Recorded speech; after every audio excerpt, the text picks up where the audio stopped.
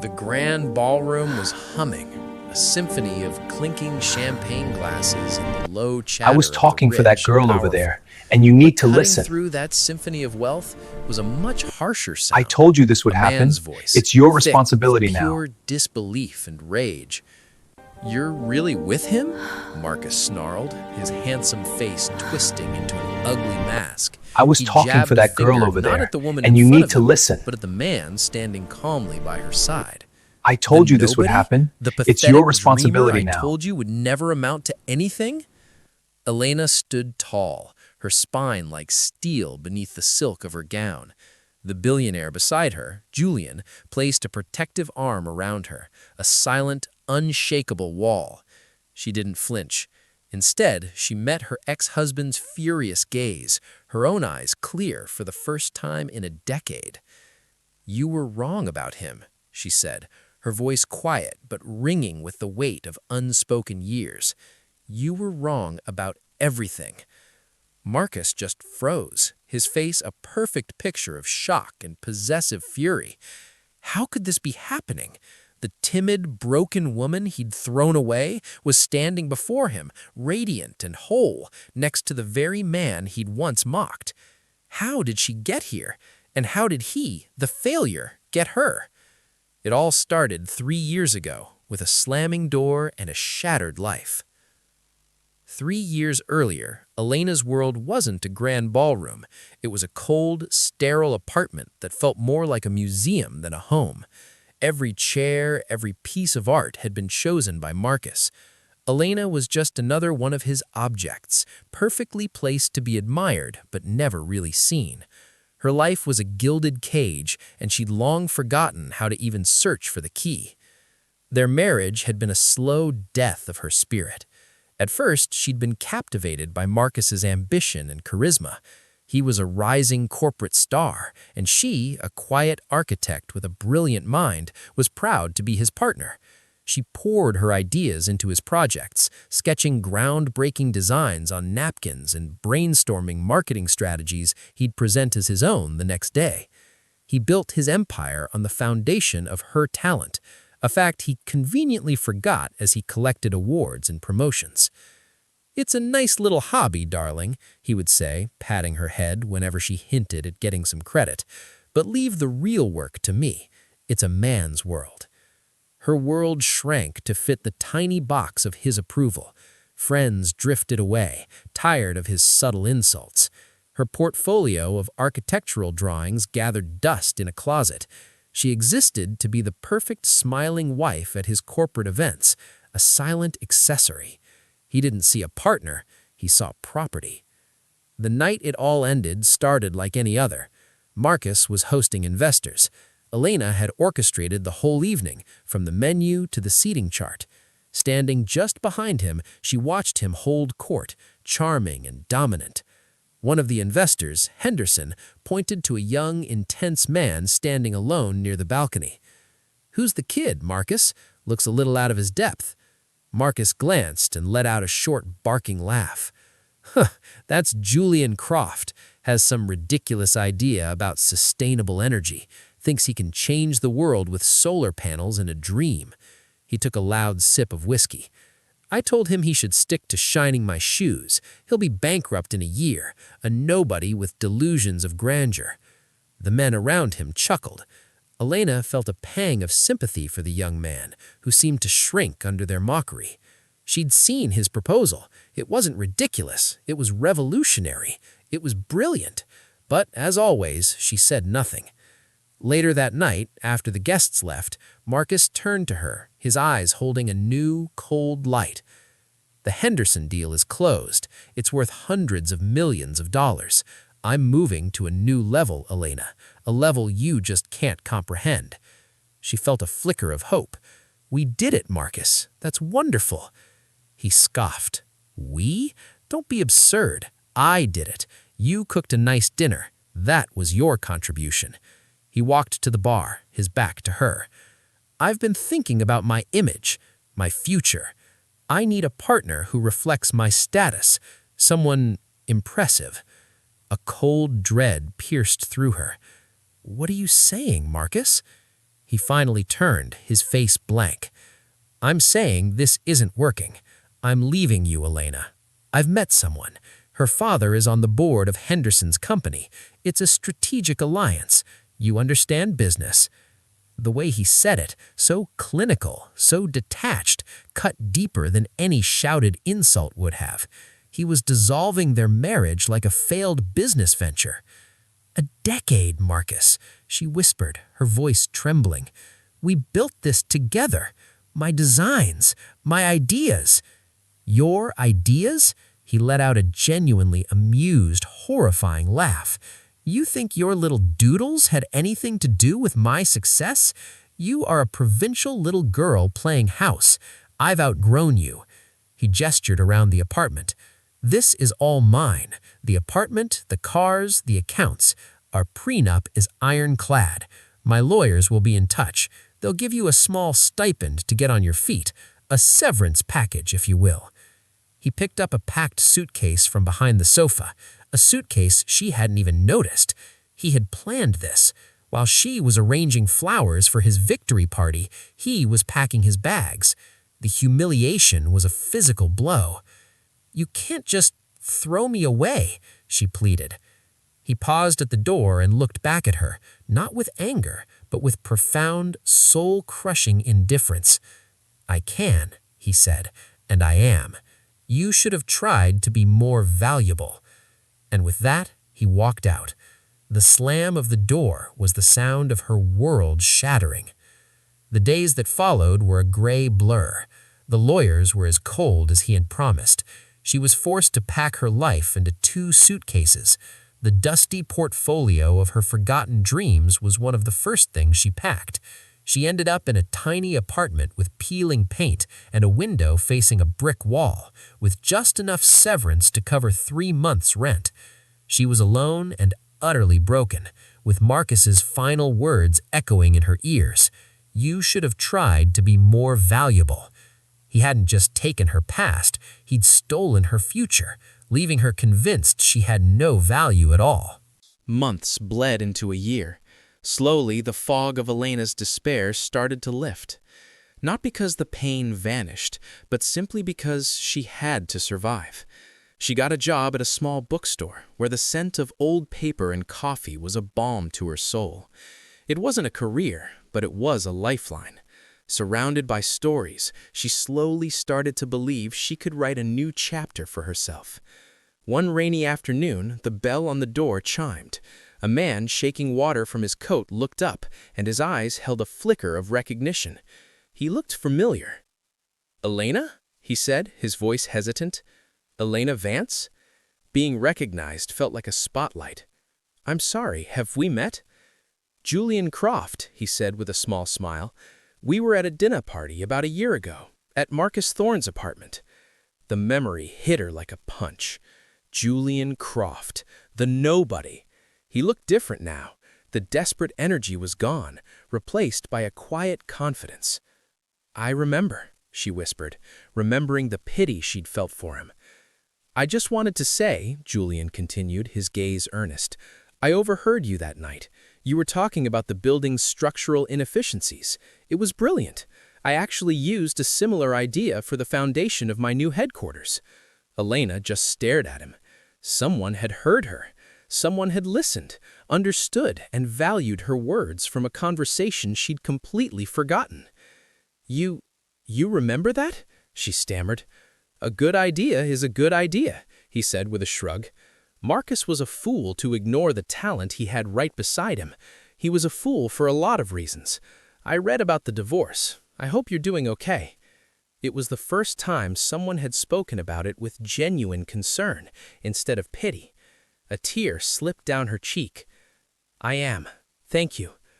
"Listen," Julian said gently. "I was just heading to a coffee shop to go over some blueprints.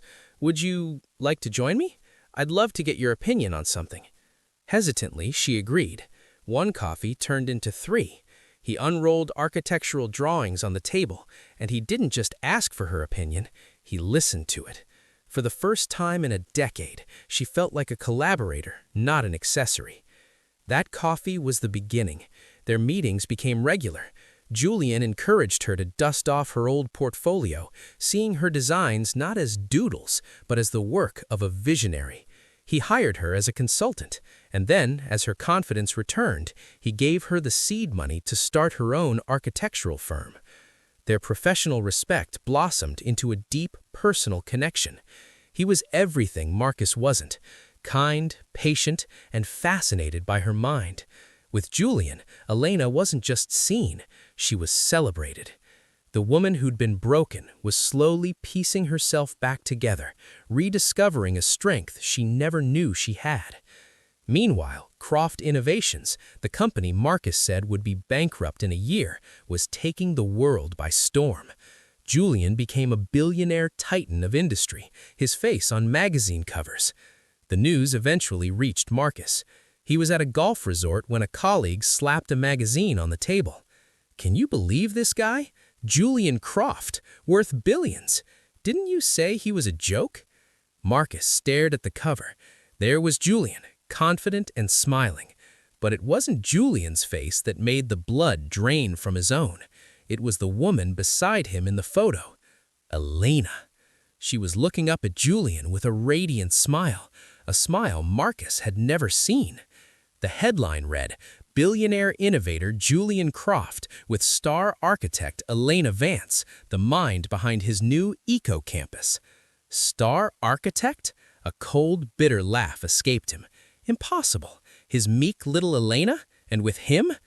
Disbelief quickly curdled into a dark, possessive rage. She was his. He had discarded her, yes, but the thought of someone he deemed inferior picking up what he had thrown away was an unbearable insult. The escalation was swift. A bouquet of 200 roses arrived at Elena's new office.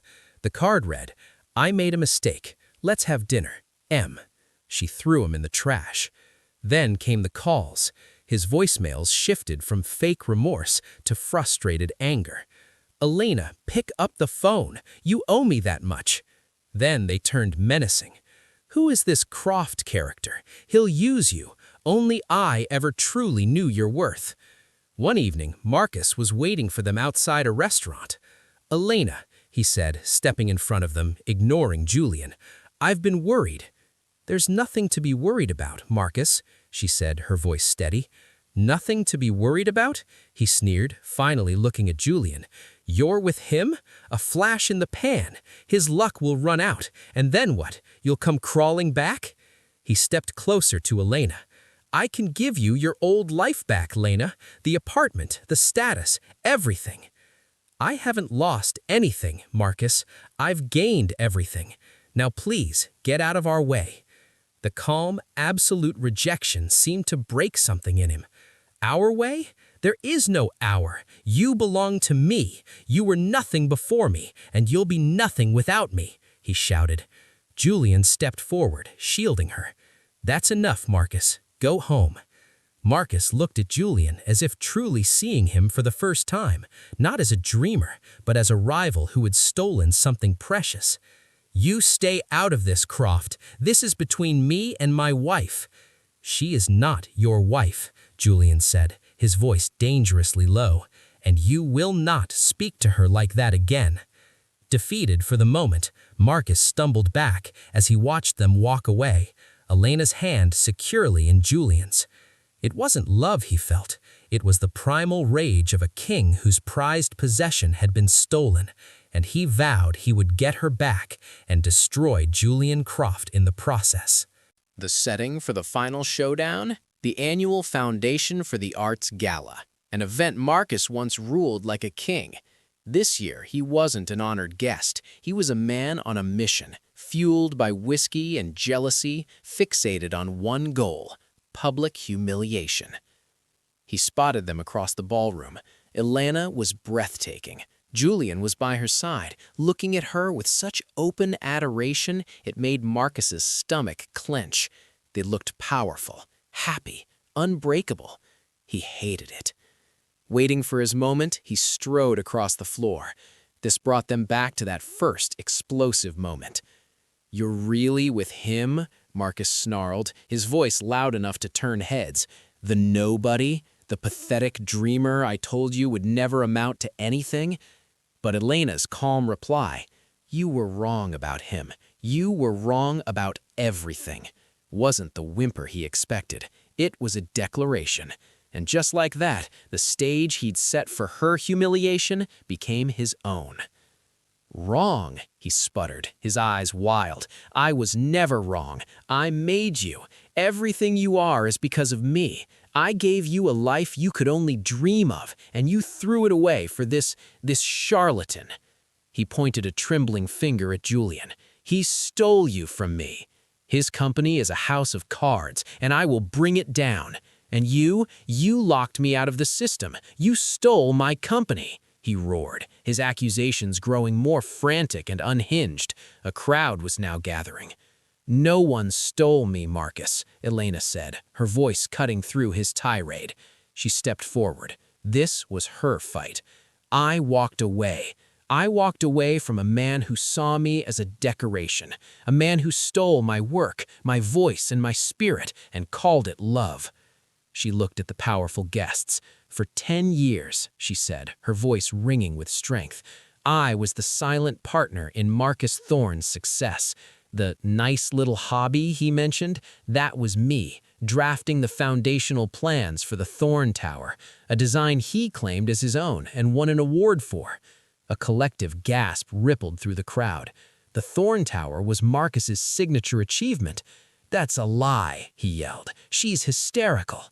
"Am I?" Elena countered. From her clutch, she pulled out a small, folded piece of paper. It was a napkin, the edges soft with time. She held it up. On it was a clear sketch, the initial concept for the Thorne Tower, unmistakably in her style.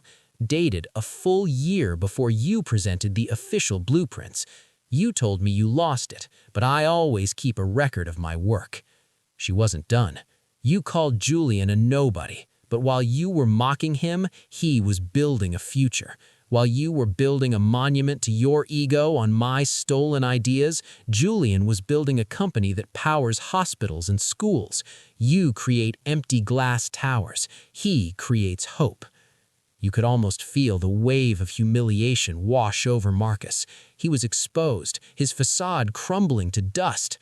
"She belongs to me," he finally screamed, a last desperate cry. He lunged for Elena. But Julian was faster, catching Marcus's wrist in an iron grip. "You will not touch her," Julian said, his voice quiet but full of hard authority. "The time in her life is over. The truth is out. Now leave." Security guards arrived and flanked Marcus. Defeated, he seemed to shrink, leaving a hollow, pathetic shell. His eyes locked with Elena's one last time. He saw no fear. He saw only a stranger. As they led him away, he had a devastating thought.